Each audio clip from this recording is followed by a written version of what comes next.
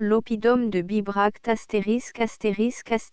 L'oppidum de Bibracte, guide historique et archéologique au Mont Beuvray. D'après les documents archéologiques les plus récents, ce guide a été publié par un membre de la société Éduan, à l'occasion du congrès scientifique d'Autun, d'après les notes et sous la direction de M. J.G. Bulliot, l'explorateur du Mont Beuvray.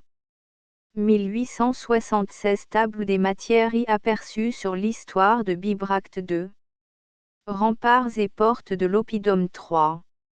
Intérieur de l'oppidum, terrasse, parc aux chevaux, plein vallée de la Goutte d'Ampierre, de l'Écluse et de la Combe Chaudron 4. Extérieur de l'oppidum, guide du Beuvray, Frourion Bibracta, Strabon, 4, 3. Le mont Beuvray, situé à 25 km d'Autun, occupe la pointe méridionale de la chaîne du Morvan, à laquelle il n'est relié que par le col de l'Ecno, placé à 255 mètres au-dessous de sa cime. Les nombreuses sources auxquelles il donne naissance forment autour de sa base un fossé profond de 20 km de circonférence. Les montagnes, qui sont derrière lui, atteignent les Vosges à l'est et se prolongent jusqu'aux extrémités de l'Armorique, l'Yonne, affluent de la Seine, né à ses pieds, le massif de 800 à 900 mètres d'élévation dont il occupe un des sommets forme donc le point d'intersection des trois principaux bassins de la Gaule centrale, ceux de la Loire, de la Seine et de la Saône. Sur le faîte de cette montagne, aujourd'hui en partie boisée, s'élevait jadis une des plus importantes cités de la Gaule, Bibracte, la capitale des Éduans, l'oppidum maxime auctoritati de César, le Frourion Bibracta de Strabon dont le nom a persisté dans le Bifractum des Chartes et dans celui de Beuvray. L'occupation d'une pareille place expliquerait, à elle seule, l'influence des Éduans sur les nations limitrophes. Bibracte, du haut de ses plateaux, présentait le front à chacune d'elles, et pouvait lancer à son gré des bandes dans leur vallée qui s'ouvraient à ses pieds, ou les replier en cas d'insuccès dans ses retranchements inexpugnables. Si l'on songe aux conditions physiques où se trouvait la Gaule, à ces guerres permanentes qui faisaient de ce pays un vaste champ clos, dans lequel les tribus n'étaient occupées qu'à s'attaquer ou à se défendre, à soutenir ou à entreprendre des sièges, on doit convenir qu'il n'existe, sur aucun point du territoire éduan, un lieu plus merveilleusement approprié que le mont Beuvray aux exigences d'un état de choses aussi viol. Avant de décrire les diverses parties de l'oppidum de Bibracte, mises à jour par les fouilles de ces dernières années, nous essaierons de retracer brièvement l'histoire de cette forteresse dont la destinée se liait à celle d'une puissante cité, et qui fut, pendant de longs siècles, l'instrument de son salut et de sa grandeur. Y aperçues sur l'histoire de Bibracte des haches de bronze et quelques flèches en silex sont les premiers indices du séjour de l'homme sur la montagne de Beuvray. À cette preuve archéologique de l'ancienneté de la station, il convient d'en ajouter une autre empruntée aux traditions religieuses, le culte des eaux et des fontaines le plus ancien de tous avec celui du feu à laisser. En effet, sur la montagne, où il fut apporté par les races d'émigrants venus d'Asie, des traces qu'on ne saurait méconnaître et qui jusqu'ici ont résisté à toutes les révolutions. La persistance de ce culte au même lieu, aux mêmes époques et suivant les mêmes rites que l'on voit observer encore aujourd'hui sur les bords du Gange et de l'Indus, s'explique difficilement si l'on n'admet point que dès les temps les plus reculés le mont Beuvray a été fréquenté comme un lieu de pèlerinage, et que les coutumes dont nous parlons puisent leur vitalité dans la profondeur des âges. La position escarpée de la montagne dut en faire, à l'origine, un refuge pour les populations de chasseurs et de pasteurs nomades qui occupaient le pays. D'autre part, la fête religieuse des sources du Beuvray fut un puissant appât pour les industries qui trouvaient en même temps, dans cette position retranchée, la sécurité indispensable à leur travail, et l'écoulement facile de leurs produits.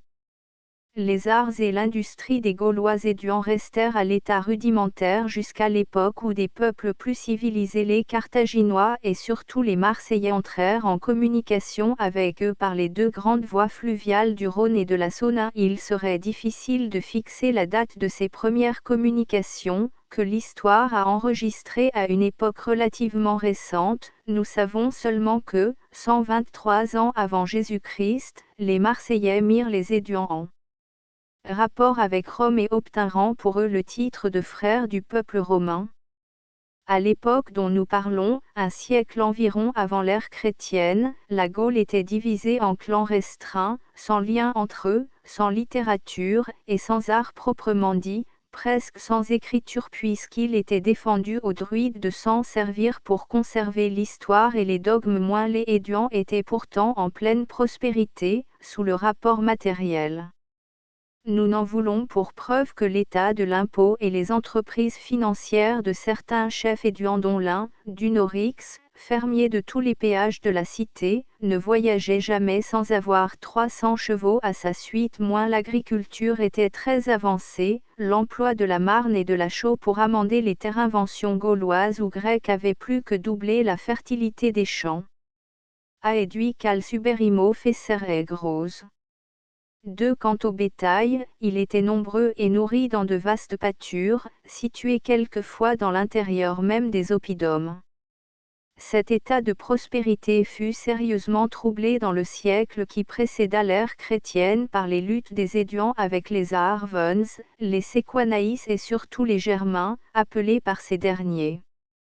Les Éduans, trop faibles contre tant d'ennemis réunis, furent écrasés à la bataille de Majtobria, dans laquelle leur noblesse périt presque tout entière. Il fallut livrer des otages et payer des tributs onéreux pour obtenir la paix. Le druide Diviciacus refusa seul de souscrire à l'humiliation de sa cité, et se réfugia à Rome, où il fut l'hôte de Cicéron. Introduit dans le Sénat, il parla debout, à la mode gauloise et par interprète, appuyé sur un bouclier orné de diverses couleurs qui pour nous était un bouclier émaillé. L'éloquence de Diviciacus n'obtint qu'un médiocre succès. Ce n'est que lorsque les Helvètes menacèrent la province romaine que la sympathie des Romains, éveillée par leur intérêt, leur remit en mémoire la demande de secours de leurs frères Éduans. On connaît l'histoire de cette campagne où Bibracte est nommé pour la première fois. César, manquant de vivres, se détourna de la route que suivaient les Helvètes et prit celle de Bibracte, pour ravitailler son armée qui était alors distante de cette ville d'environ 18 000 codes à Bibracte, non amplius milibu passum 18 abra 4 les ennemis, croyant que les Romains s'éloignaient d'eux par crainte, revinrent sur leurs pas, et engagèrent l'action où ils furent comme on sait taillés en pièces. Après cette bataille dite de Bibracte, les Éduans, malgré leurs divisions intestines, marchèrent d'accord avec les Romains. Leur cavalerie, commandée par Diviciacus, combattit même dans leur rang au nord de la Gaule lors de l'insurrection des Rémois. L'alliance dura jusqu'aux entreprises de Vercingétorix. À ce moment, un parti puissant dans la cité éduante cherchait à la détacher des Romains, le Vergobret venait d'être élu et il avait fallu l'intervention de César pour pacifier les esprits et fixer le choix du magistrat suprême, mais la cité n'en continuait pas moins à être travaillée par des factions rivales. La cavalerie éduane, sous les ordres de Litavie et de ses frères, s'étant mise en marche pour rejoindre César au siège de Gergovie, les chefs résolurent de faire passer leurs troupes non à l'attaque mais à la défense de la place. César, informé de ces menées, déjoua le complot. Litavie, l'un des auteurs de la conspiration, put seul échapper aux Romains et passa à l'ennemi avec son escorte. Car, dit l'auteur des commentaires, il est sans exemple qu'un client gaulois abandonne son chef en péril de mort.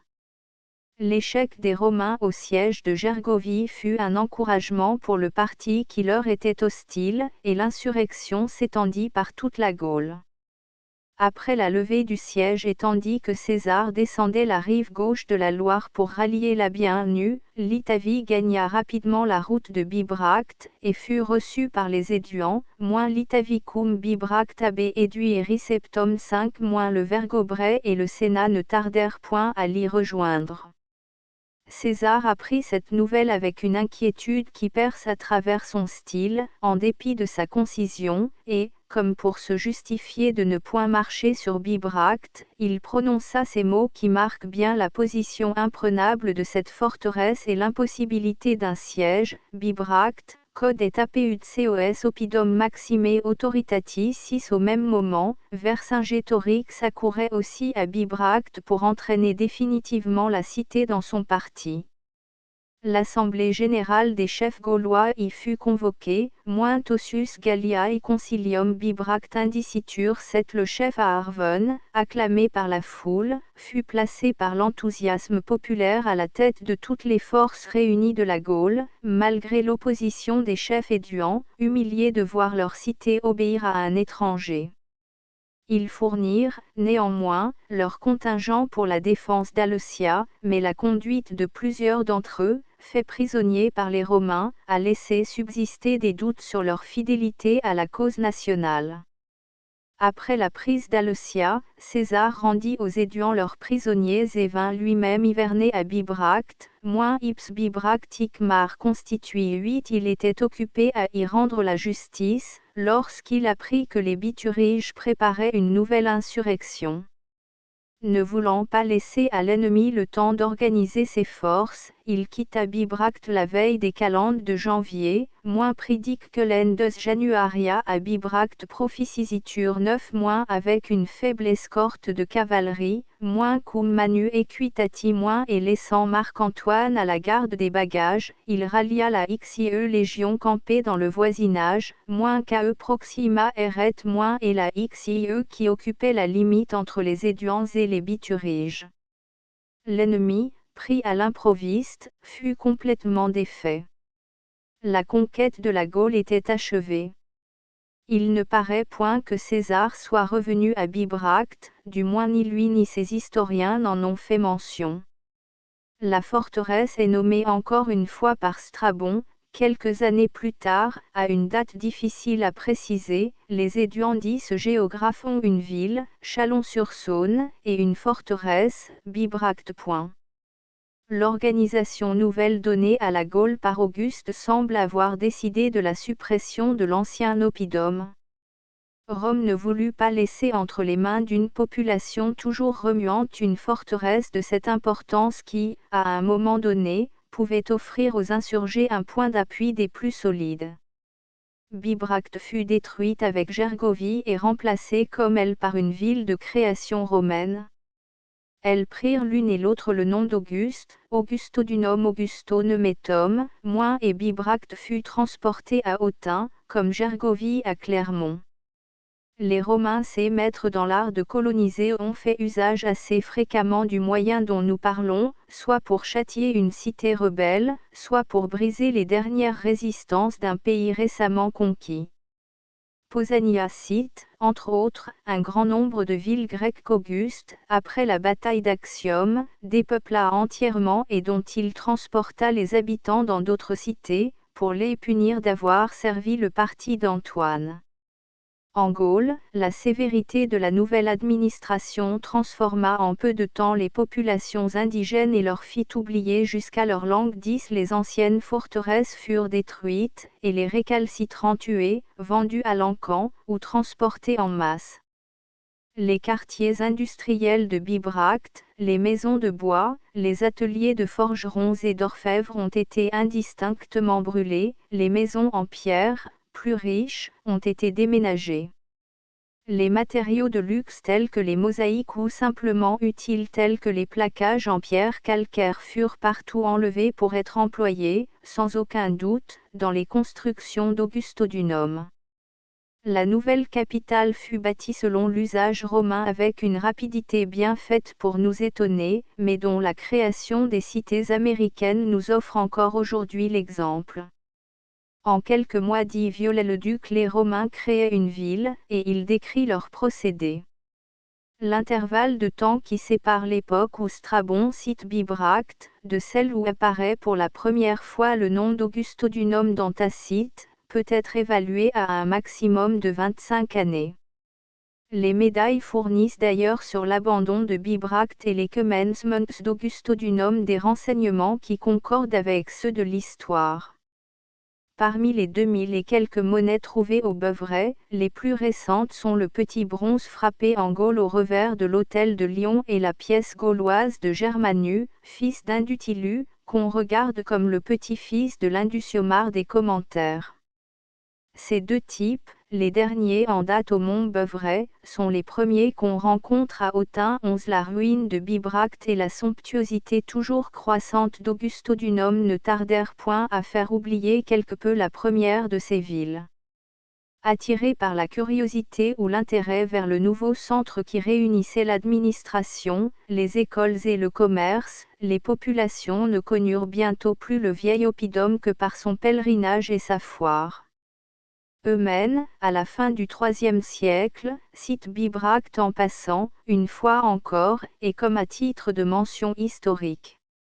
La désignation de Florentia, qu'il ajoute à son nom, semble elle-même indiquer que cette fête du printemps l'empêchait d'être entièrement oubliée, d'où tel ne fut pourtant pas son sort, malgré les invasions barbares, qui portèrent le dernier coup à tout ce qui se rattachait aux anciens centres gaulois, confondus souvent, par la communauté d'un même désastre, avec les villes de création plus récentes. 13 Le nom de Bibracte fut conservé à la montagne, et se transforma peu à peu en celui de Beuvray, qui pour le philologue est exactement le même. Au XVIe siècle, Gaucher, chanoine d'Autun, parlant de deux de ses amis qui se rendaient au Beuvray pour la foire du premier mercredi de mai, écrit ces mots, qui y ban Bibracte.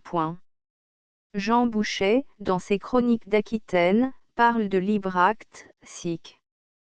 Qui était une petite ville d'Autun qu'on appelle de présent Beuvray. Dans tout le bassin de l'Arroux, les registres des paroisses mentionnent à la même époque, la Commelle sous Bibracte, Saint-Léger sous Bibracte, etc. Le passage que le célèbre jurisconsulte Guy Coquille consacre au mont Beuvray dans son « Histoire du Nivernais » est à citer en entier. La montagne de Beuvray, en la cime de laquelle était l'ancienne Bibracte, est aujourd'hui en dedans le duché et pays de Nivernois. Il est vraisemblable que les plus anciennes villes, bâties après le déluge, aient été mises à cime des montagnes, et depuis, à cause de l'incommodité des lieux hauts, aient été transférées en lieux plus bas et de plus facile accès. Ainsi les habitants de ce Haut-Beuvray se soient transférés au lieu où est de présent Autun, et pour l'honneur d'Auguste César les nommé Augusto Dunum. La tradition populaire, qui n'est pas moins explicite, témoignerait à elle-même, par son étonnante persistance à travers les âges, de la grandeur de l'antique Bibracte, et de sa situation, même en l'absence de textes écrits et de faits matériels. En faisant visiter les terrassements qui enveloppent les différents sommets de la montagne, les paysans rapportent que, là était autrefois la capitale de tout le pays, que la nuit on entend les chariots, les hommes et les chevaux courir sur les retranchements. Il montre l'emplacement des portes qui, lorsqu'on les ouvrait le matin, criaient sur leurs gonds, de façon qu'on les entendait jusqu'à Nevers. Sur les pentes abruptes qui conduisent à la montagne, il fallait, disent-ils encore du temps de la vieille ville, 5 paires de bœufs pour monter un char.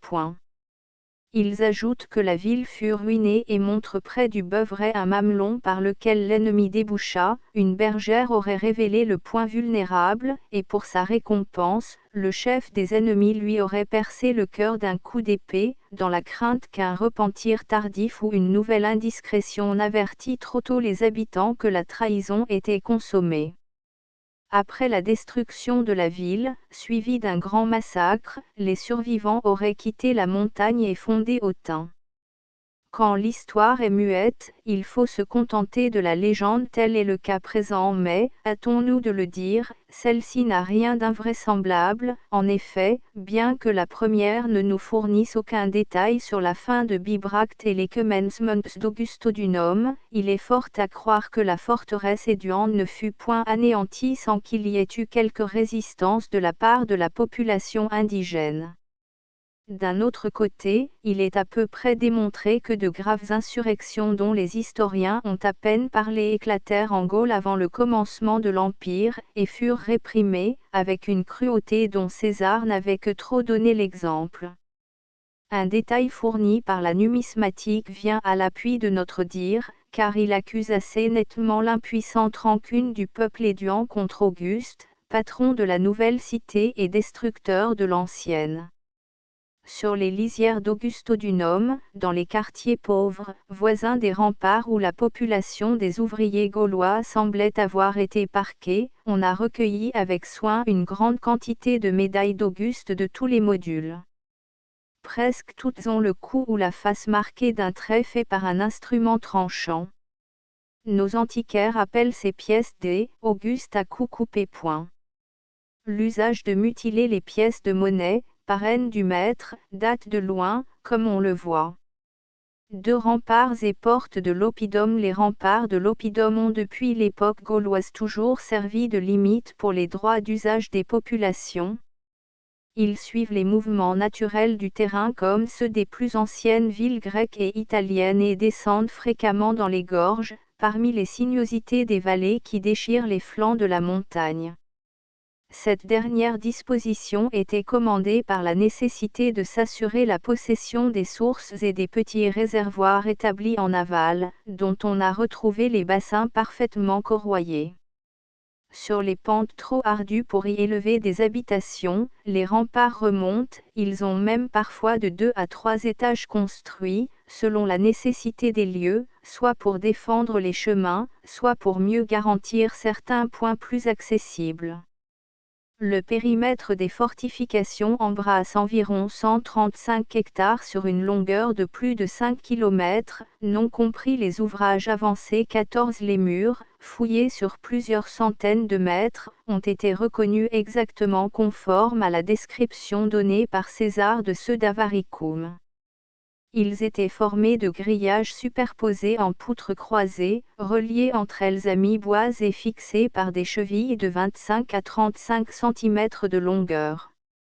Dans les explorations, on a retrouvé les trous de poutres et nombre de fiches de fer encore en place. Jusqu'ici, on n'a encore exploré qu'une seule des portes, celle du Rebou. Elle se composait de 2 bastions, entre lesquels passait la voie d'entrée, et dont l'un formait sur celui d'en face un angle saillant d'environ 40 mètres, du haut duquel on pouvait lancer des traits sur l'ennemi, en cas d'attaque de la porte. Cette saillie, dont l'isolement eût pu créer un danger, était défendue elle-même par une espèce de tour rectangulaire établie de l'autre côté du chemin. Chacun des 2 bastions était lui-même couronné d'une tour en bois dont on a retrouvé les bases de 11 mètres de côté et les débris incendiés. Un large fossé suivait la ligne des remparts jusqu'aux vallées voisines où il était remplacé par un terrassement dont la crête formait un chemin de ronde de 8 mètres de large qui longeait le pied de toute la circonvallation. L'entrée de l'oppidum, comme dans certains châteaux du Moyen Âge, formait un couloir plus étroit que la voie, au fond duquel était le seuil des portes, resserré encore par 2 fossés taillés dans le roc, suivant un profil très régulier. Ces fossés étaient établis pour créer une gêne aux assaillants et faciliter l'écoulement des eaux. 3 intérieurs de l'oppidum. L'oppidum est traversé dans toute sa longueur par la grande voie de la Croix du Rebou. À l'extrémité du plateau triangulaire dit du Champlain, cette voie est rejointe par un embranchement qui part du hameau de l'Écnose et remonte la vallée de l'Écluse. La surface comprise dans l'intérieur de la couronne supérieure des remparts est partagée en 3 régions bien distinctes, formées par 3 plateaux, divisés par des vallées. Le plateau supérieur appelé la terrasse occupe une langue de terre très allongée parallèle aux remparts du côté du Levant. Du haut de ce plateau, la vue s'étend sur des espaces sans limite, au-delà du Puy-de-Dôme et du Mont-Blanc. Le deuxième plateau, dit parc aux chevaux inférieur au précédent de 10 à 12 mètres d'altitude, est séparé de lui par la vallée de la Goutte d'Empierre se termine au couchant par le Tuereau de la Roche, monticule de grès qui domine d'une part le cours de la Séglise et de l'autre la vallée de l'Écluse, située entre ce plateau et celui du Champlain. Ce dernier, resserré entre deux vallées, forme une esplanade triangulaire au sud de laquelle s'élève un mamelon analogue à celui du Tuereau de la Roche. La vallée de la Combe-Chaudron sépare le Champlain des pentes escarpées qui montent à la pointe de la terrasse où se trouve le Porret, point culminant du Beuvray, à 820 mètres d'altitude au-dessus du niveau de la mer Terrasse. Ce plateau renferme le temple, le forum et le champ de foire. Temple et forum. Le temple du Beuvray ainsi que le forum et autres dépendances qui l'entourent paraissent avoir été créés uniquement en vue du pèlerinage et de la foire à l'époque où l'oppidum fut abandonné de gré ou de force par les populations qui l'habitaient. Les substructions qu'on rencontre sur son emplacement ont révélé les traces d'installations antérieures remplacées par l'édifice cité plus haut XV construit avec la solidité des travaux romains. Ce temple était flanqué de 3 autres constructions au nord, à l'ouest et au sud. La partie qui regarde le levant comprenait un très gros mur à hauteur d'appui, qui soutenait tout le terrassement du plateau et laissait la vue libre de ce côté. Au nord et à l'ouest étaient des boutiques marchandes, au sud le logement des bestiaux et la boucherie, dépendance obligée du temple. Une rangée de boutiques à l'usage des marchands qui se rendaient à la foire longeait les vieux côtés de la grande voie, séparés d'elle par un trottoir et un portique couvert. Le temple était entouré d'un portique semblable à celui des boutiques. Il se composait de 2 parties, d'un pronaos ou vestibule de 7 à 8 mètres de côté, et d'une cella surélevée, plus étroite que le vestibule auquel elle faisait suite.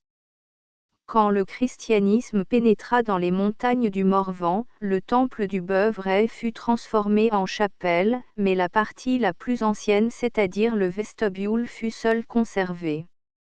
La cella, où étaient les idoles, fut entièrement rasée, car on sait que les premiers apôtres n'admettaient pas que les sacrés mystères soient célébrés dans le sanctuaire même des fausses divinités. On la remplaça par une abside demi-circulaire précédée d'une partie droite plus étroite que le vestibule, et l'édifice prit ainsi la forme des basiliques constantiniennes du IVe siècle. La maçonnerie des parties reconstruites est irrégulière comme un travail fait à la hâte et par des ouvriers inexpérimentés, le mortier et les moellons en sont aussi également médiocres.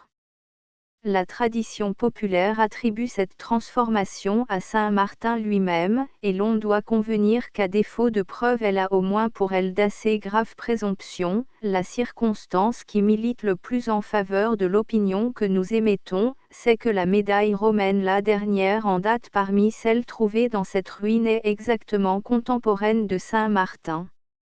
Cette même médaille était aussi la dernière de celles qui accompagnaient l'ex-voto de la dea Bibracte trouvée comme on sait au fond d'un puits scellé d'une dalle, dans l'enclos du petit séminaire d'Autun. C'est le premier établissement chrétien du Beuvray disparu à une époque difficile à préciser.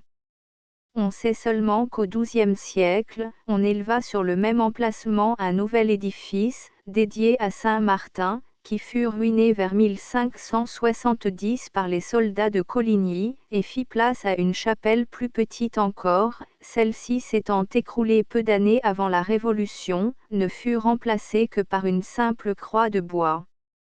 En 1851, un membre de la Société étudiante se rendant au congrès de Nevers, traversa la route du Beuvray. S'étant détourné quelque peu pour aller visiter le plateau de la terrasse, il trouva la croix de Saint-Martin gisante sur le sol et brisée par la vétusté.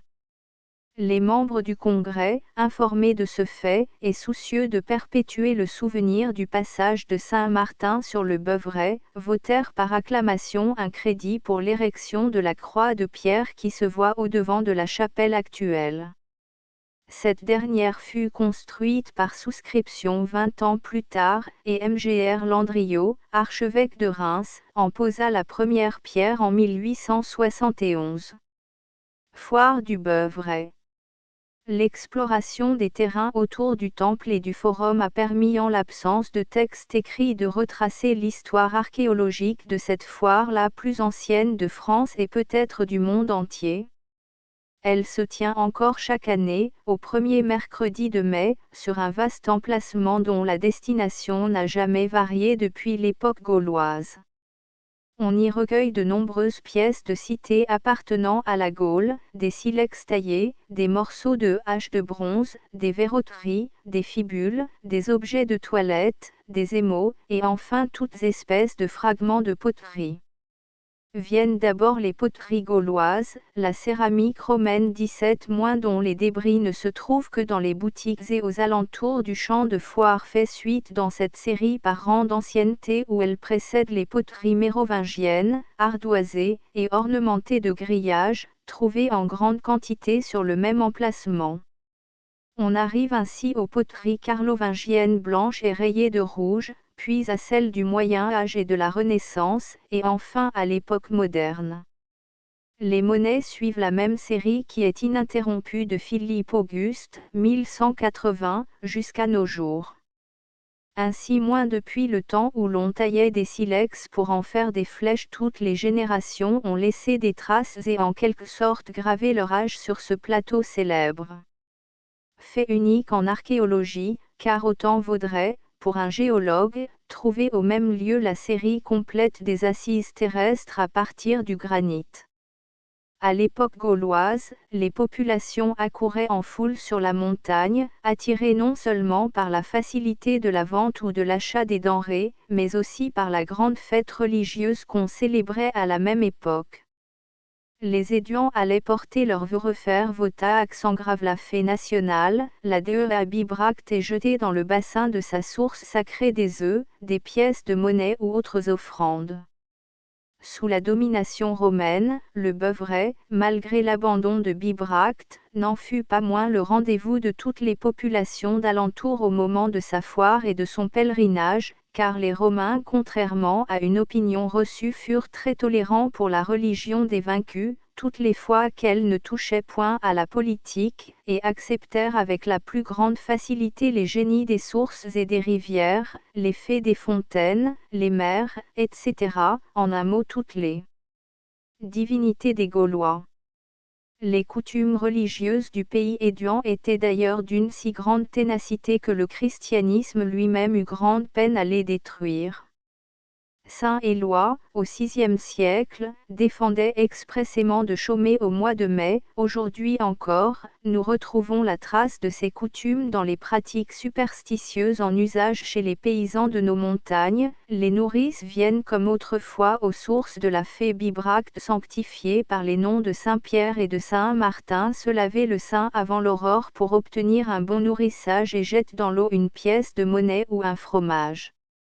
Les hommes vont de même, à l'heure matinale, attacher des cordons de lisière autour de la croix et y déposer des bouquets composés de 5 espèces d'herbes magiques s'engravent la mode des druides pour préserver du mauvais œil leur bétail ou leurs champs, puis ils s'avancent devant la croix, le dos tourné vers elle, et jettent derrière leur épaule gauche une baguette de coudrier. L'arbre du mal 18. On retrouve dans toutes ces pratiques les restes de traditions communes à tous les peuples issus des plateaux de l'Asie centrale. Les forums, au Moyen Âge, furent détruits à une date inconnue et remplacés par de petites loges dispersées sur le même terrain. La foire du Beuvray pendant cette période était non seulement un rendez-vous religieux, mais aussi servait de prétexte à ces sortes de plaids, dont César a cité quelques exemples chez les Gaulois. Les seigneurs de Glux et de la Roche-Millet, possesseurs de la montagne, y réunissaient chaque année tous leurs vassaux pour en faire le dénombrement, et tenaient cour plénière. Les fêtes se terminaient généralement par un tournoi auquel prenait part toute la noblesse des environs. La foule avant de se livrer aux affaires se rendait à la chapelle où étaient célébrés les offices religieux, et où l'on faisait des offrandes comme au temps de Mène refrain vota templi. La foire du Beuvray au XVIe siècle est ainsi décrite par Guy Coquille. En la dite cime du Beuvray se tient une foire renommée par toute la France, qui représente beaucoup d'antiquité car elle se tient chaque année le premier mercredi du mois de mai. Au temps du paganisme, les marchands soulaient sacrifier et faire leurs vœux à Mara déesse fille d'Atlas, et à Mercure son fils, en ce mois de mai, pour avoir leur faveur au trafic de leurs marchandises. Le mois de mai est dit Maju, en l'honneur de la dite Mara du temps des Romains, ainsi que dit Ovide au 5e livre des Fastes, Mercure était le dieu des marchands comme se voit au prologue de la comédie de Plaute, Amphitryon. Et on voit encore aujourd'hui que cette foire est à jour de mercredi dit de Mercure et au mois de mai dit de Mara. De nos jours, quoique singulièrement déchue, cette foire subsiste encore, elle est même l'occasion, entre les paysans, de rixes parfois sanglantes, car on s'ajourne au premier mercredi de mai pour vider en champ clos les anciennes querelles sur le sommet de la terrasse. Parc aux chevaux, il commence aux pentes inférieures de la terrasse et se prolonge jusqu'au tureau de la roche entre les vallées de la Goutte Dompierre et de l'Écluse. Des fouilles pratiquées sur ce plateau, au début des explorations, par Monsieur le Vicomte d'Aboville, ont mis à jour les substructions de plusieurs maisons construites avec un certain luxe, et renfermant même des mosaïques moins bien qu'on n'y ait trouvé que des médailles gauloises. On rencontra dans ces fouilles les aqueducs et les premières salles d'une vaste habitation, dont les proportions dépassent tout ce qui a été découvert jusqu'à ce jour au Mont Beuvray. Cette maison dite du Parc aux chevaux est construite sur le plan des maisons romaines, mais nous n'hésitons pas à l'attribuer au dernier temps de l'indépendance de la Gaule, car on y a trouvé 40 médailles gauloises et pas une seule médaille de l'Empire. Elle se compose comme les maisons luxueuses de l'Antiquité d'un atrium entouré de couloirs ou fosses qui desservent les appartements distribués sur les 14 faces. Pendant les 3 années qu'ont duré les fouilles de ce vaste bâtiment, on chercha inutilement l'entrée principale aux 3 parties les mieux exposées, sud, est, ouest, et c'est avec surprise qu'à la fin du travail on la découvrit en plein nord dans des conditions qui prouvent que nos aïeux étaient aguerris contre les intempéries des saisons et la rudesse de l'Iem Gallica. On accédait au seuil par des marches de granit conduisant à un petit vestibule couvert, qui débouchait lui-même sur une cour. D'autres cours s'étendaient à droite et à gauche et étaient entourées de dépendances considérables. Les appartements dans plusieurs desquels on a reconnu des traces de mosaïques, des carrelages carrés et triangulaires en schiste ou formés par des briquettes posées sur champ et imitant la feuille de fougère, comme nos parquets, des traces de plaquage en calcaire oolithique autour des pieds droits des portes, des cheminées aux brassereaux en briques parfaitement construits, moins font de cette maison une sorte de petit palais dont il nous est impossible de préciser la destination, mais que nous oserions presque attribuer au Vergobret si nous avions l'assurance que ce magistrat suprême pris dans toutes les parties de la cité indistinctement avait à Bibracte une résidence fixe. Dans cette hypothèse, il faudrait admettre que les Gaulois possédaient des bâtiments publics. Une belle source, située dans l'arrière-cour, et qui, depuis s'est fait jour par-dessous le massif de glaise sur lequel repose l'habitation, va former la fontaine du Loup-Bourou, qui sort à 150 mètres plus loin, et conserve encore aujourd'hui une partie de sa voûte gauloise construite en tuileaux et en terre glaise. Le bâtiment dont on vient de parler établi dans une anfractuosité qui le mettait à l'abri des coups de vent et de la foudre était adossé du côté du levant aux pentes que coupe la grande voie du Rebou et situé le long d'une chaussée empierrée, non encore explorée. Au nord et à l'ouest s'étendent de vastes espaces couverts de ruines, principalement dans le bois dit d'Équeudre et à la pointe du Tureau de la Roche. Entre ce mamelon et le rempart se dresse le rocher de la pierre salvée. L'analogie de ce rocher avec la pierre de la Ouivre permet d'y voir une tribune de justice. Au sud de ce quartier jusqu'à la fontaine Saint-Pierre et même au-delà, les mouvements du terrain indiquent d'autres ruines où quelques sondages ont été pratiqués. On y a découvert entre autres une vaste écurie dont les cases au nombre de 80 formées par des poteaux carbonisés, à 1 mètre de distance les uns des autres, devaient servir non à des chevaux mais à des bœufs moins pour qui cet espace était suffisant. L'aire d'une grande cheminée demi-circulaire de 1,70 m de diamètre, composée d'un béton de tuileaux et de terre glaise dure comme la pierre, de 0,80 m d'épaisseur, a été trouvée derrière cette écurie. La fontaine Saint-Pierre, située à quelques pas de là, se répand dans un espèce de massif bétonné, entouré de murs, et dans lequel on a trouvé un grand nombre de tuiles à rebord provenant selon toute apparence de la chute d'une toiture de lavoir. Le champlain à droite de l'entrée de l'oppidum s'élève un mamelon triangulaire compris entre le rempart et les vallées de l'Écluse et de la Combe-Chaudron. Une voie longeant le retranchement conduit à un petit plateau rocheux escarpé de trois côtés, et dominé par un monticule dont il n'est séparé que par une esplanade demi-circulaire. Au centre du plateau s'élève un bloc de quelques mètres de hauteur, taillé disent les géologues par la main de l'homme, et ménagé dans la masse d'un roc aplani qui forme l'aire environnante. C'est la pierre de la Ouivre. Elle recouvre suivant la légende un trésor accessible seulement dans la nuit de Noël où la pierre, à l'heure de minuit, fait une révolution sur elle-même. Le sommet, auquel on accède par une rampe étroite, est rasé à l'avant en forme de siège, à l'arrière est une excavation ordinairement remplie d'eau pluviale et désignée dans le pays sous le nom de fontaine des larmes. Ces traditions, rapprochées de la disposition singulière du lieu, lui donnent un intérêt historique qu'il est impossible de méconnaître. La légende du trésor rappelle le locus consecratus dont parle César si fréquent dans les cités gauloises, où les populations déposaient en plein air leurs offrandes aux génies et aux dieux sous la garde du serpent sacré 19. Le plateau, d'autre part grâce à son escarpement isolé, et son inclinaison sur toute face qui facilite l'écoulement des eaux prête mieux que tout autre point de l'oppidum à la réunion d'un corps délibérant. Abrité par sa situation de l'oreille des curieux, ce locus consecratus qui dans toutes les cités antiques était celui du conseil est pour nous la salle en plein air du Sénat gaulois. Elle pouvait contenir facilement plus de 500 personnes, chiffre auquel César évalue le nombre des chefs d'une des grandes cités de la Gaule. L'hémicycle aplani, dont nous avons parlé, séparé du lieu du concilium par une levée de terre assez prononcée, était destiné vraisemblablement à loger les chariots des chefs et leurs chevaux, qui, pendant le conseil d'après les lois les plus anciennes des tribus celtiques devaient rester attachés au piquet 20. Toute cette partie de l'oppidum était inhabitée.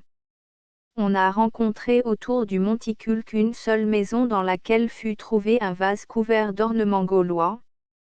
Les habitations n'existaient que dans la partie orientale voisine de la grande voie de la Croix du Rebou.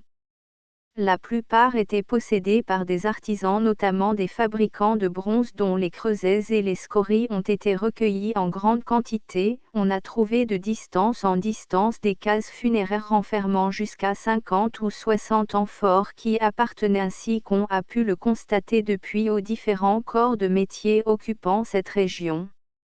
Vallée de la Goutte d'Empierre, de l'Écluse et de la Combe-Chaudron. Ces trois vallées sont suivies chacune par un ruisseau où vont se réunir, par bassins respectifs, les 22 sources comprises dans l'intérieur de l'enceinte. Une seule de ces vallées, celle de la Combe-Chaudron, a été suffisamment explorée pour qu'on puisse en parler ici. Le quartier de la Combe-Chaudron, parallèle à celui du Champlain, est situé à gauche de la Grande Voie, et se compose d'une partie supérieure légèrement inclinée à l'est et d'une vallée profonde traversée par un faible ruisseau. Les régions fouillées le plus complètement sont à l'entrée même de la place et servaient de demeure exclusive à des métallurgistes. Le premier établissement était une fonderie, où, dans de petits fours bien construits, on extrayait le fer directement par la méthode catalane. Plus loin, des forges isolées, creusées dans le sol et munies de buts en terre réfractaire, assez semblables aux nôtres, un grand atelier de forgeron de 47 mètres de long, de vastes hangars construits avec des charpentes et de la terre battue ont offert partout les débris de la sidérurgie dans toutes ses variétés. Les habitations, sur la pente de la vallée, enterrées de 2 mètres à l'arrière et de plein pied à la façade, étaient construites, la plupart du temps, en pisé et en poteaux fixés dans le sol. Les parties enfouies étaient seules en maçonnerie de pierre sans chaux, quelques-unes même cloisonnées avec de simples planches. C'est dans ces réduits, espèces de tanières, où le soleil ne pénétrait que par la porte, quand elles n'étaient point abritées sous un auvent, que les fabricants de bibractes exerçaient leurs industries, parmi lesquelles une des plus curieuses est celle de l'émaillerie. Le travail des émaux, qui confine à l'art, apparut pour la première fois au centre de la Gaule, avec des dates certaines, lors des fouilles de la Combe-Chaudron, en 1869, car on ne mit point seulement à jour quelques échantillons isolés, mais tout un centre de fabrication, dont les ateliers comme dans certaines fouilles de Pompéi n'auraient paru fermés que de la veille, si l'état d'altération d'un grand nombre d'objets n'eût témoigné d'un long séjour au sein de la terre. Les ustensiles gisaient pêle-mêle, les fours étaient encore remplis de charbon, à côté de spécimens complètement terminés, on en voyait d'autres à peine ébauchés, d'autres en pleine période de fabrication, tout autour, des fragments d'émail brut, des creusets de terre, des grès à polir, une quantité considérable de déchets, des bavures, des rognures provenant de la taille, des coques vitreuses qui conservaient l'empreinte des dessins du bronze, et, par-dessus tout, le témoin même des opérations.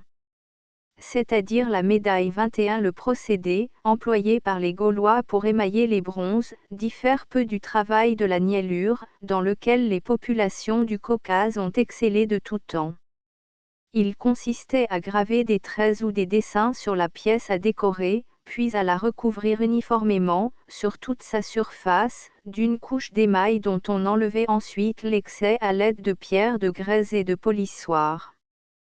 Un assez grand nombre de ces émaux primitifs de la Gaule ont été trouvés au Beuvray et déposés dans les vitrines du musée de Saint-Germain-en-Laye. Ce sont pour la plupart des bossettes, des clous-ornements, des fleurons, etc., en un mot, des objets relatifs à l'attelage et au harnachement, incisés de taille profonde remplis d'émail rouge. Les lignes parallèles ou brisées, les chevrons, les feuilles de fougères et les quadrillés qui composent le dessin de ces émaux ont un caractère purement gaulois. L'ornementation est la même que celle qu'on voit figurer sur le bouclier du guerrier gaulois dont la statue est au musée d'Avignon. Il est donc de toute vraisemblance que les couleurs mentionnées par les écrivains et dont nous avons parlé plus haut comme resplendissant sur les boucliers des chefs gaulois, n'étaient autres que des émaux. 4 extérieurs de l'oppidum. Nous ne citerons que pour mémoire différentes lignes de retranchements échelonnés sur les flancs de la montagne. En dehors de l'oppidum, quelques plateaux placés sur les contreforts, devaient être occupés au moins en temps de guerre. Ils n'ont point été explorés.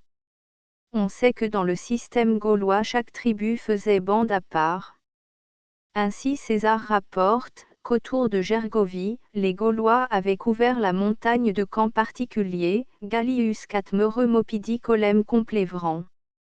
Ce mode de campement n'a rien que de très naturel, si l'on songe que les oppidums étaient un lieu de refuge universel et que l'occupation des mamelons était nécessaire pour garantir les abords de la place.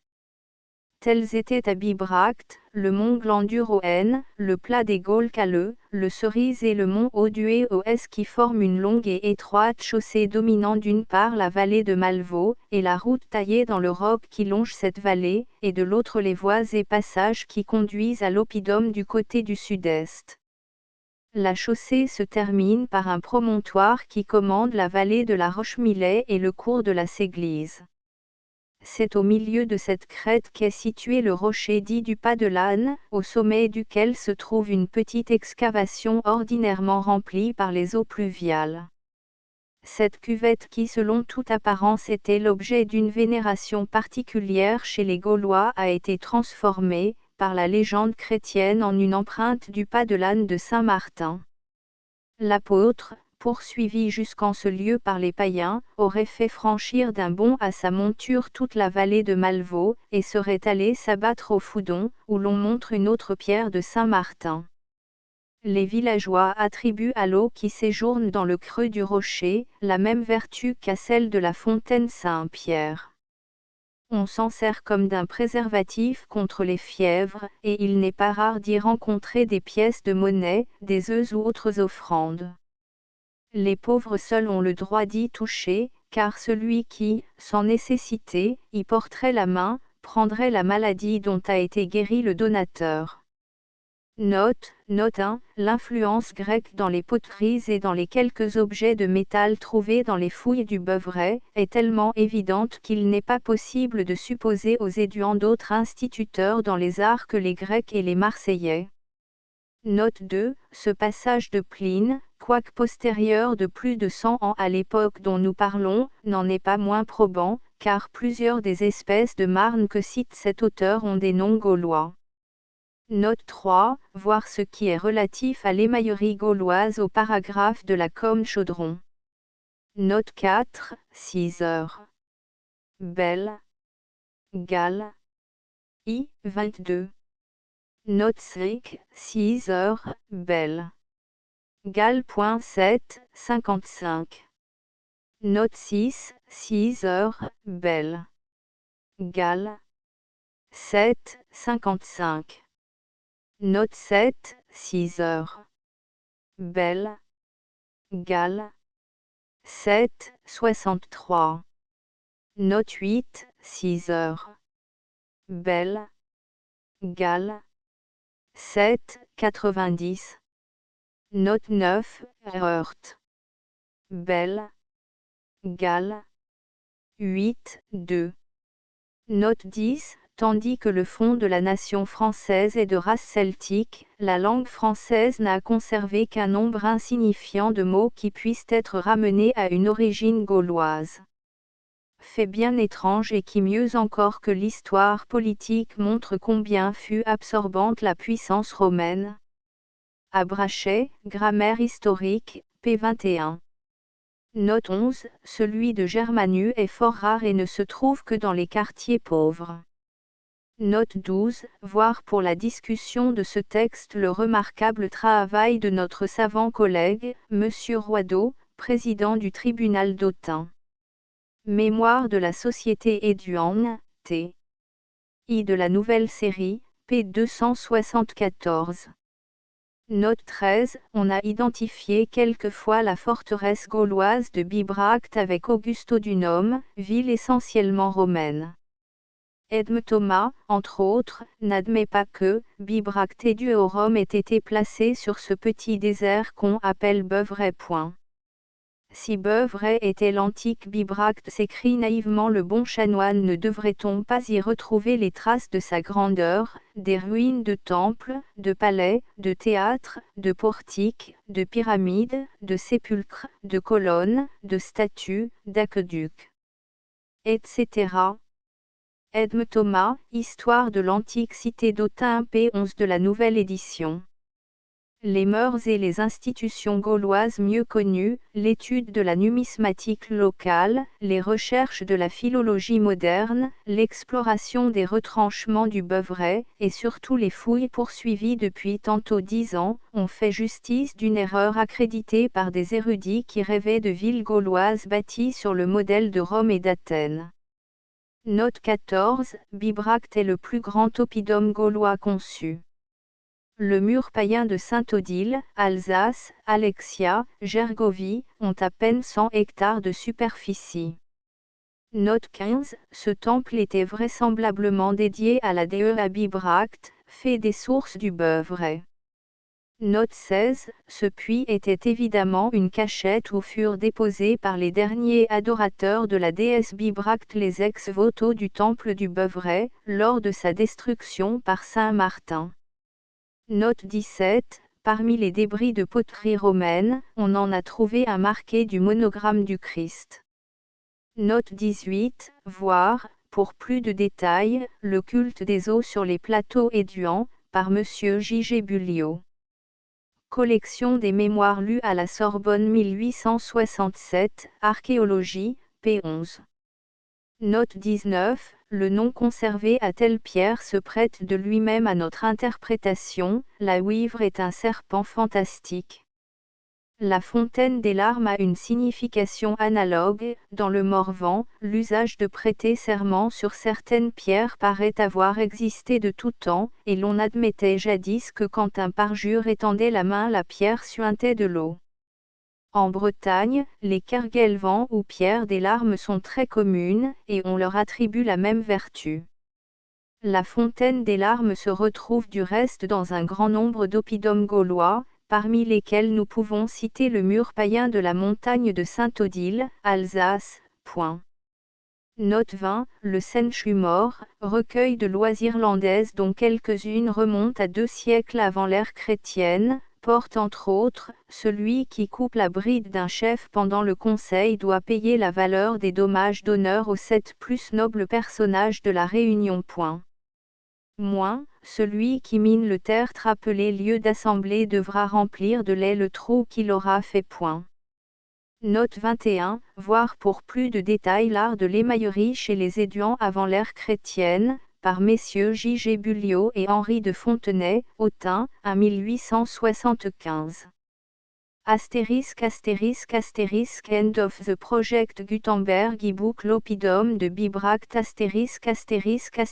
updated editions will replace the previous one, the all editions will be renamed.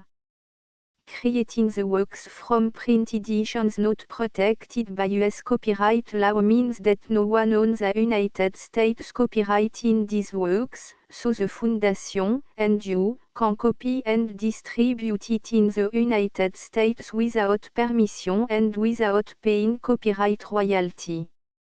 Special rule, set forth in the general terms of use part of this license, apply to copying and distributing Project Gutenberg symbol marque commerciale electronic works to protect the Project Gutenberg symbol marque commerciale concept and trademark. Project Gutenberg is a registered trademark, and may not be used if you charge for an ebook, except by following the terms of the trademark license, including paying royalty for use of the Project Gutenberg trademark. If you do not charge anything for copy of this ebook, complying with the trademark license is very easy. You may use this ebook for nearly any purpose such as creation of derivative works, report, performance and research. Project Gutenberg ebooks may be modified and printed and given away. You may do practically anything in the United States with ebooks not protected by US copyright law. Redistribution is subject to the trademark license, especially commercial redistribution. Start, full license. The full Project Gutenberg license. Please read this before you distribute or use this work to protect the Project Gutenberg symbol marque commerciale mission of promoting the free distribution of electronic works, by using or distributing this work, or any other work associated in any way with the phrase Project Gutenberg. You agree to comply with all the terms of the full Project Gutenberg symbol marque commerciale license available with this file or online at www.gutenberg.org/licence. Section 1. General Terms of Use and Redistributing Project Gutenberg symbol marque commerciale electronic works. 1.a By reading or using any part of this Project Gutenberg symbol marque commerciale electronic work, you indicate that you have read, understand, agree to and accept all the terms of this license and intellectual property, trademark / copyright, agreement. If you do not agree to abide by all the terms of this agreement, you must cease using and return or destroy all copy of Project Gutenberg symbol marque commerciale electronic works in your possession. If you paid a fee for obtaining a copy of or access to a Project Gutenberg symbol marque commerciale electronic work and you do not agree to be bound by the terms of this agreement, you may obtain a refund from the person or entity to whom you paid the fee as set forth in paragraph 1.e.8. 1.b Project Gutenberg is a registered trademark. It may only be used on or associated in any way with an electronic work by people who agree to be bound by the terms of this agreement. There are a few things that you can do with most Project Gutenberg symbol marque commerciale electronic works even without complying with the full terms of this agreement. Si paragraph 1.c below. There are a lot of things you can do with Project Gutenberg symbol marque commercial electronic works if you follow the terms of this agreement and help preserve free future access to Project Gutenberg symbol marque commercial electronic works. Si paragraph 1.e below. 1.c.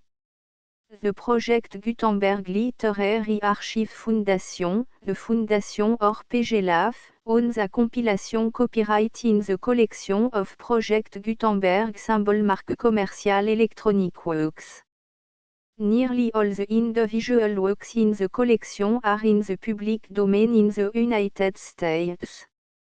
If an individual work is unprotected by copyright law in the United States and you are located in the United States, we do not claim a right to prevent you from copying, distributing, performing, displaying or creating derivative works based on the work alone as all references to Project Gutenberg are removed.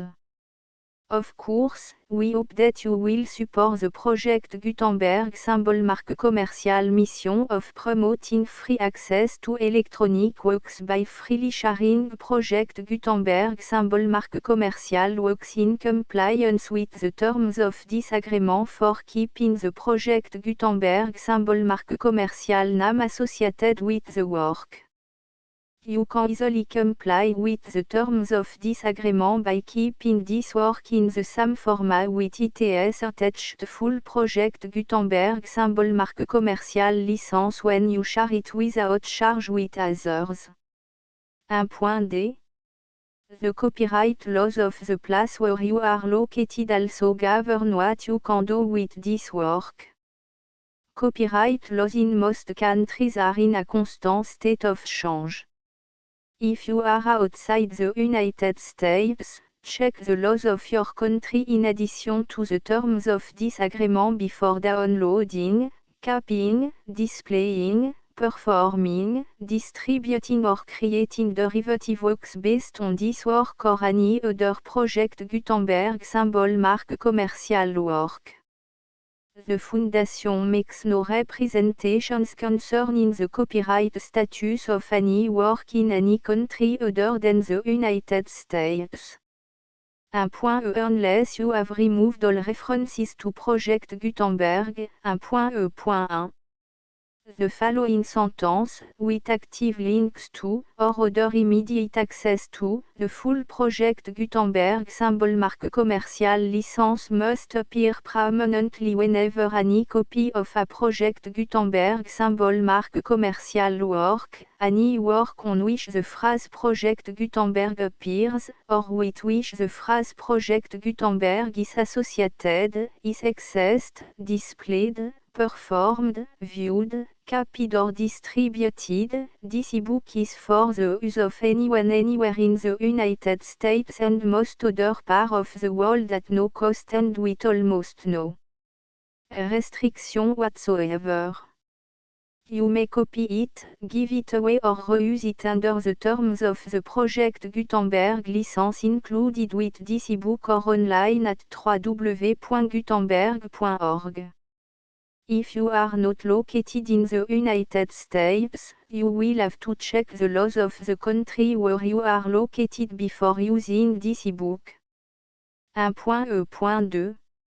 If an individual Project Gutenberg symbol marque commercial electronic work is derived from texts not protected by US copyright law, does not contain a notice indicating that it is posted with permission of the copyright holder, the work can be copied and distributed to anyone in the United States without paying any fees or charge. If you are redistributing or providing access to a work with the phrase Project Gutenberg associated with or appearing on the work, you must comply either with the requirements of paragraphs 1.e.1 through 1.e.7 or obtain permission for the use of the work and the Project Gutenberg symbol marque commercial trademark as set forth in paragraphs 1.e.8 or 1.e.9. 1.e.3. If an individual project Gutenberg symbol marque commercial electronic work is posted with the permission of the copyright holder, your use and distribution must comply with both paragraphs 1.e.1 through 1.e.7 and any additional terms imposed by the copyright holder. Additional terms will be linked to the project Gutenberg symbol marque commercial license for all works posted with the permission of the copyright holder found at the beginning of this work. 1.e.4 Do not unlink or detach or remove the full project Gutenberg symbol marque commercial license terms from this work, or any file containing a part of this work or any other work associated with project Gutenberg symbol marque commercial.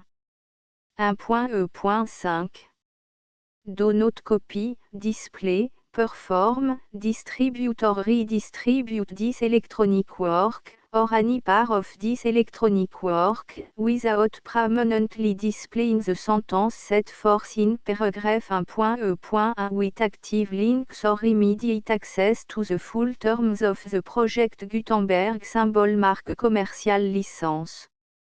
1.e.6 You may convert to and distribute this work in any binary, compressed, marked up, non-proprietary or proprietary form, including any word processing or hypertext form. However, if you provide access to or distribute copy of a project Gutenberg symbol marque commercial work in a format other than plain vanilla ASCII or other format used in the official version posted on the official project Gutenberg symbol marque commercial website, www.gutenberg.org you must, at no additional cost, fee or expense to the user, provide a copy, a means of exporting a copy, or a means of obtaining a copy upon request, of the work in its original plain vanilla ASCII or other form. Any alternate format must include the full project Gutenberg symbol marque commercial license as specified in paragraph 1.e.1. 1.e.7 Do not charge a fee for access to, viewing, displaying, performing, copying or distributing any project Gutenberg symbol marque commercial works unless you comply with paragraph 1.e.8 or 1.e.9. 1.e.8 You may charge a reasonable fee for copy of or providing access to or distributing project Gutenberg symbol marque commercial electronic works provided that, you pay a royalty fee of 20% of the gross profit you derive from the use of project Gutenberg symbol marque commercial works calculated using the method you already use to calculate your applicable tax. The fee is owed to the owner of the project Gutenberg symbol marque commercial trademark, BU et HAS agreed to donate royalty under this paragraph to the project Gutenberg Literary Archive Foundation. Royalty payment must be paid within 60 days following each date on which you prepare, or are legally required to prepare, your periodic tax returns. Royalty payment should be clearly marked as sent to the project Gutenberg Literary Archive Foundation at the address specified in section 4, Information à bout donation to the project Gutenberg Literary Archive Foundation. You provide a full refund of any money paid by a user who notifies you in writing, or by email, within 30 days of receipt that /et does not agree to the terms of the full project Gutenberg symbol marque commercial license. You must require such a user to return or destroy all copy of the works possessed in a physical medium and discontinue all use of and all access to other copy of project Gutenberg symbol marque commercial works. You provide, in accordance with paragraph 1.f.3, a full refund of any money paid for a work or a replacement copy, if a defect in the electronic work is discovered and reported to you within 90 days of receipt of the work.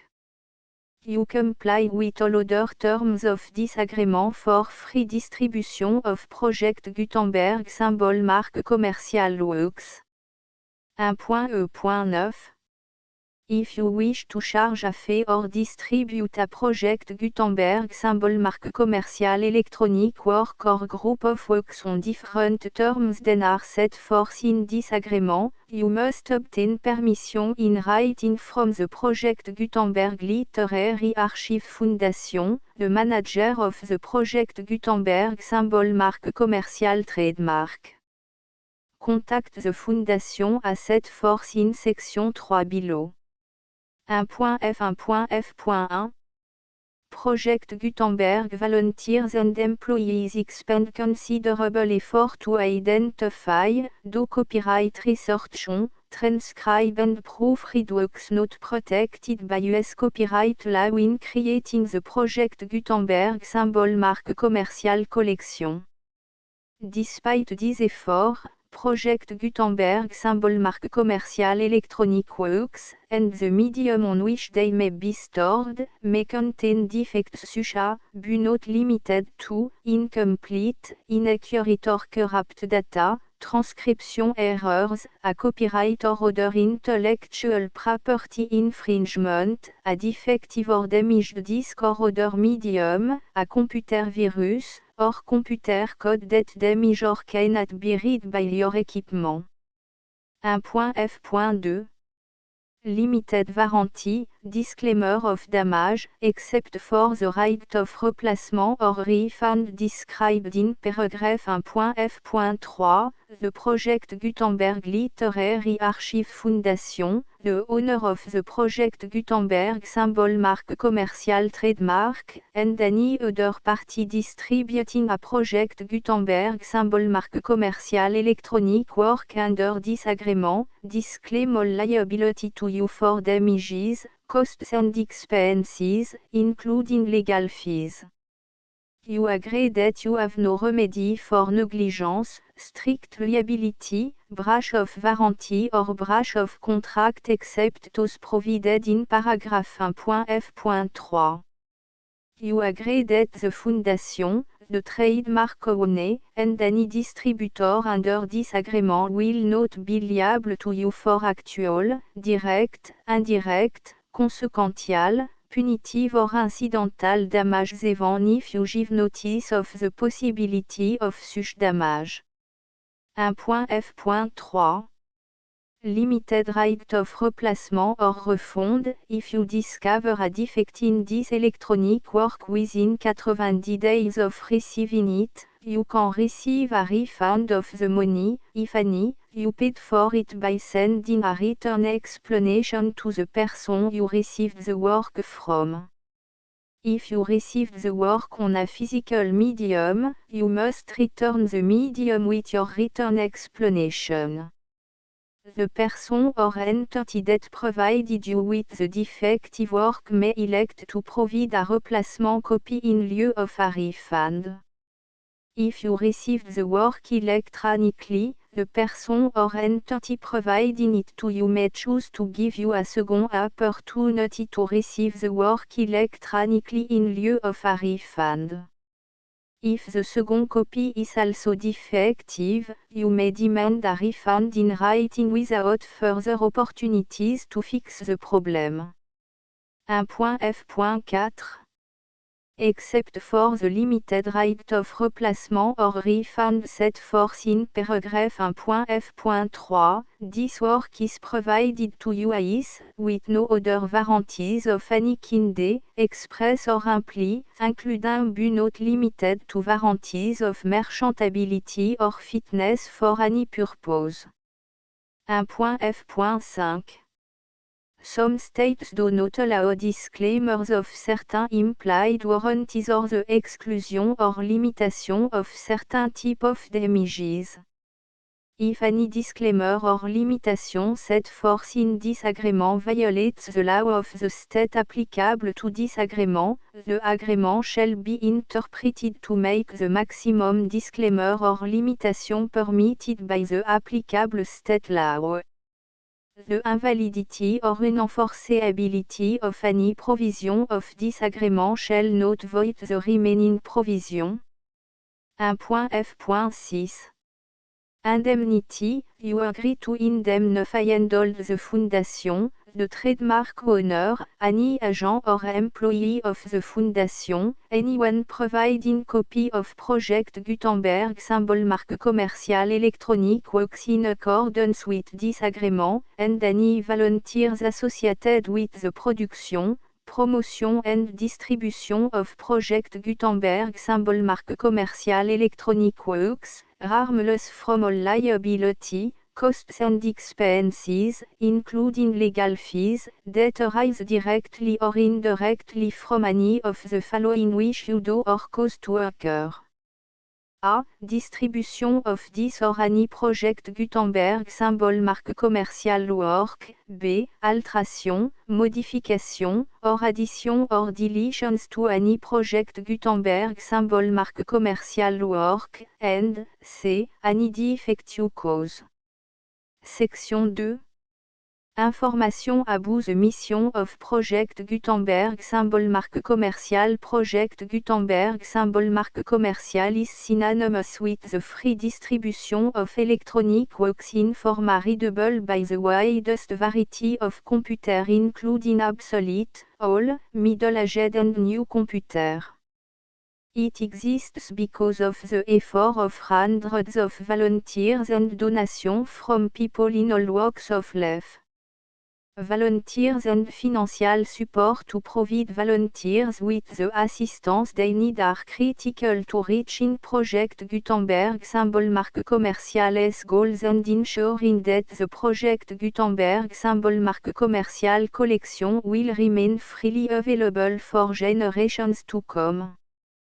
In 2001, the Project Gutenberg Literary Archive Foundation was created to provide a secure and permanent future for Project Gutenberg symbol marque commercial and future generations. To learn more about the Project Gutenberg Literary Archive Foundation and how your efforts and donations can help, see section 3 and 4 and the Foundation information page at www.gutenberg.org. Section 3. Information about the Project Gutenberg Literary Archive Foundation. The Project Gutenberg Literary Archive Foundation is a non-profit 501, c3, educational corporation organized under the laws of the state of Mississippi and granted tax-exempt status by the Internal Revenue Service. The Foundation SEIN or Federal Tax Identification Number is 64 à 6 221 541. Contribution to the Project Gutenberg Literary Archive Foundation are tax deductible to the full extent permitted by U.S. federal laws and your state's laws. The Foundation's business office is located at 809 North 1500 West, Salt Lake City, U84 116, 801, 596 à 1887. Email contact links and up-to-date contact information can be found at the Foundation's website and official page at www.gutenberg.org/contact. Section 4. Information about donation to the Project Gutenberg Literary Archive Foundation. Project Gutenberg symbol marque commercial depends upon and cannot survive without widespread public support and donation to carry out its mission of increasing the number of public domain and licensed works that can be freely distributed in machine-readable form accessible by the widest array of equipment including outdated equipment. Many small donations, $1 to $5,000, are particularly important to maintaining tax-exempt status with the IRS.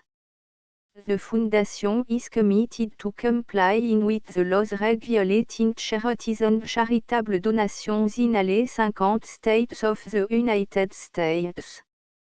Compliance requirements are not uniform and it takes a considerable effort, much paperwork and money fees to meet and keep up with these requirements. We do not solicit donations in locations where we have not received written confirmation of compliance. To send donation or determine the status of compliance for any particular state, visit www.gutenberg.org/donate. While we cannot and do not solicit contribution from states where we have not met the solicitation requirements, we know of no prohibition against accepting unsolicited donation from donors in such states who approach us with offers to donate. International donations are gratefully accepted, but we cannot make any statements concerning tax treatment of donations received from outside the United States. US laws alone swamp for small staff. Please check the Project Gutenberg web page for current donation methods and addresses. Donations are accepted in a number of other ways including checks, online payments and credit card donations. To donate, please visit www.gutenberg.org/donate. Section 5. Général information about Project Gutenberg symbol marque commerciale électronique works. Professor Michael S.R. was the originator of the Project Gutenberg symbol marque commerciale concept of a library of electronic works that could be freely shared with anyone. For 40 years, he produced and distributed Project Gutenberg symbol marque commerciale e-books with only a loose network of volunteer support. Project Gutenberg symbol marque commerciale e-books are often created from several printed editions, all of which are confirmed and not protected by copyright in the US unless a copyright notice is included. Thus, we do not necessarily keep ebooks in compliance with any particular paper edition. Most people start at our website which has the main page search facility, www.gutenberg.org. This website includes information about Project Gutenberg symbol marque commerciale, including how to make donation to the Project Gutenberg Literary Archive Foundation, how to help produce our new ebooks, and how to subscribe to our email newsletter to read about new ebooks. L'oppidum de Bibracte, guide historique et archéologique au Mont Beuvray. D'après les documents archéologiques les plus récents, table des matières guide du Beuvray y aperçu sur l'histoire de Bibracte, de remparts et portes de l'oppidum 3 intérieur de l'oppidum terrasse. Parc aux chevaux le Champlain vallée de la Goutte d'Empierre, de l'Écluse et de la Combe Chaudron 4 extérieur de l'oppidum note, le full Project Gutenberg licence.